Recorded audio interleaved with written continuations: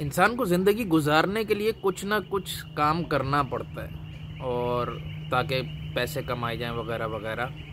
अलावा कुछ हद हराम काम चोरों के, बाकी सबको ही तकरीबन ज़िंदगी में काम करना पड़ता है। और ये काम आपकी लाइफ का मेजर पोर्शन खाता है और आपके जहन को बहुत ऑक्यूपाई भी रखता है। और काम के हवाले से बहुत सारे मसाइल तकरीबन हर किसी को ही आते रहते हैं, झेलने पड़ते हैं वगैरह वगैरह। तो अब कभी तनख्वाह के मसाइल, जॉब सेटिस्फेक्शन के मसाइल, जॉब सिक्योरिटी वगैरह वगैरह, बहुत सारे मसले होते हैं। तो आज मैं कुछ चीज़ें समअप कर रहा हूँ कि आपको अगर कोई मसले आते हैं जॉब में, सभी को आते हैं, सभी के साथ कुछ ना कुछ होता है, मेरे साथ भी होता है। तो कुछ मोस्ट कॉमन कैटेगरीज़ हैं, इनमें वो फॉल करता होगा। तो आपको ये देखना है कि किस कैटेगरी में आपका मसला फॉल करता है, और उससे फिर निपटने की एक पूरी साइंस है। एक का मैं बता दूंगा मिसाल के तौर पे, लेकिन आपको सबसे पहले देखना होगा क्या मसाइल आ सकते हैं। और यंगस्टर्स के लिए तो ये बहुत अच्छा एक बेस बनाने के लिए एक वीडियो है जॉब के लिए। तो स्टार्ट करते हैं क्विकली तक। तो सिनेरियो ये हो सकता है जॉब में कि नंबर 1, आपको काम आता है या काम नहीं आता। तो ये पहला सिनेरियो कि यार काम नहीं आता या काम आता है। दूसरा, यार काम एक जैसा है या काम तब्दील होता रहता है, आपको रोज़ एक नए तरह का काम करना पड़ता है, रोज़ एक नए मसले से गुजरना पड़ता है, या आपका काम वही सेम है, बिल्कुल वही है, रोज़ गए वही काम किया वही आ गए घर। नंबर 3, काम का वॉल्यूम ज़्यादा है या कम है। ये भी चीज़ आपकी तनख्वाह पे, जॉब सेटिस्फेक्शन पे और जॉब सिक्योरिटी पे और इन चीज़ों पे असरअंदाज होती है। नंबर 4, काम सख्त है या सख्त नहीं है। नंबर 5, काम में फ्लेक्सिबिलिटी है कि नहीं है, यानी कि आप काम से कुछ देर के लिए हट सकते हैं या नहीं हट सकते, आप अपनी जगह छोड़ सकते हैं या नहीं छोड़ सकते। तो नहीं छोड़ सकते जाहिर है, तो फिर उसके कुछ अपने प्रोज एंड कॉन्स हैं। नंबर 6, जिम्मेदारी कितनी है उस काम में, आप किस चीज़ के रिस्पॉन्सिबल हो, कितने ज़्यादा रिस्पॉन्सिबल हो। नंबर 7, काम का टाइम ज़्यादा है या काम का टाइम कम है। और इसी तरह काम का कोई ख़ास टाइम है या टाइम भी फ्लेक्सिबल है। इसी तरह आप काम का टाइम तब्दील होता रहता है या एक ही रहता है। मिसाल के तौर पे आप शिफ्टों में, तो जी 2 दफ़ा नाइट है, 2 दफ़ा डे है और 2 दफ़ा जो है ना मॉर्निंग है। बेड़ा गर्क हो जाता है ज़िंदगी का इस तरह। नंबर 8, काम में रिस्क कितना है। बाज़ औक़ात ऐसे काम होते हैं जिसमें सेहत का रिस्क है, जान का रिस्क है वगैरह वगैरह।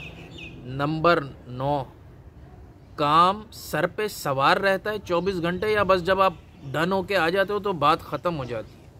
तो कुछ काम ऐसे होते हैं जो कि फ़िज़िकली तो इतने डिमांडिंग नहीं होते, लेकिन मेंटली आपको हर वक्त उसके बारे में सोचते रहना पड़ता है। आप सोते हुए भी सो ही नहीं सकते, इतना सोचना पड़ता है। तो वाइट कॉलर जॉब्स में नॉर्मली ऐसा होता है। नंबर 10, काम जो है वो टाइम ओरिएंटेड है या रिजल्ट ओरिएंटेड है, या यूं कह लें एक्टिविटी ओरिएंटेड है या रिजल्ट ओरिएंटेड है। बाज़ औक़ात क्या होता है कि आपने सिर्फ टाइम पूरा करना है, रिजल्ट क्या निकला क्या नहीं, और ये आपको हर किसी को अपनी जॉब में देखना चाहिए कि यार मैं सिर्फ टाइम पूरा कर रहा हूँ या कोई रिजल्ट भी प्रोड्यूस हो रहा है, क्या मैं कोई एक्टिविटी कर रहा हूँ या रिजल्ट ही प्रोड्यूस हो रहा है। मतलब माली है वो एक्टिविटी तो कर रहा है कि अपनी कुदालें चला रहा है, कैंचे चला रहा है, पर वो ना घास कट रही है, ना पौधे सही हो रहे, रिजल्ट ही नहीं कोई है, ना फूल लग रहे। नंबर 11 बहुत इम्पॉर्टेंट है कि मैं जिस काम में हूँ वो काम कितना अहम है, ख़ासकर उस ऑर्गेनाइजेशन के लिए कितना अहम है। मिसाल के तौर पे आप समझ लें कि एक हॉस्पिटल है, उसमें आप स्वीपर हो, आप सबसे ज़्यादा मेहनत कर रहे हो, हाइजीन का ख्याल रख रहे हो, क्लीनिंग कर रहे हो, सुबह से रात लगे हुए हो, लेकिन आपकी वो अहमियत नहीं है। अहमियत डॉक्टर की है, सर्जन की है।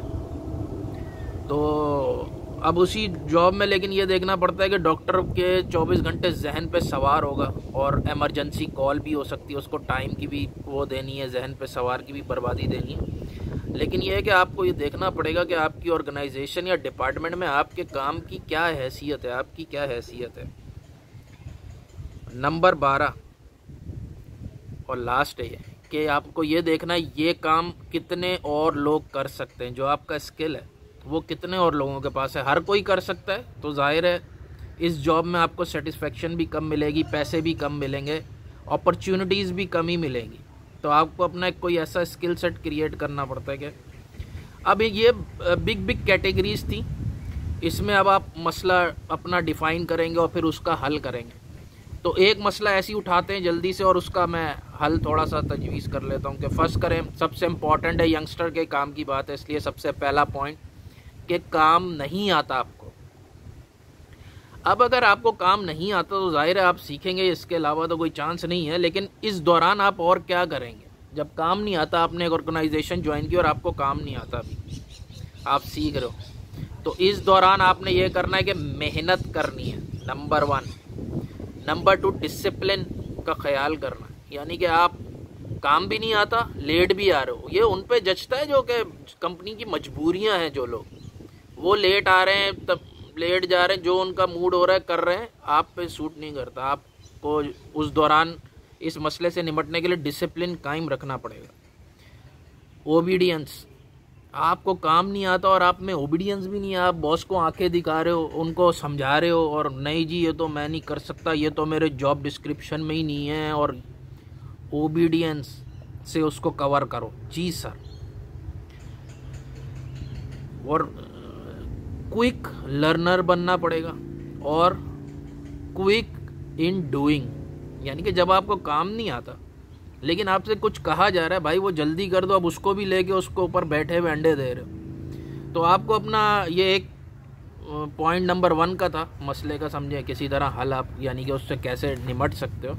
इसी तरह बाकी मसाइल हैं, उसका आप खुद ही हल तलाश करने की कोशिश करें। तो अल्लाह आपका और मेरा हामी व नासिर हो। आमीन। अल्लाह हाफिज़।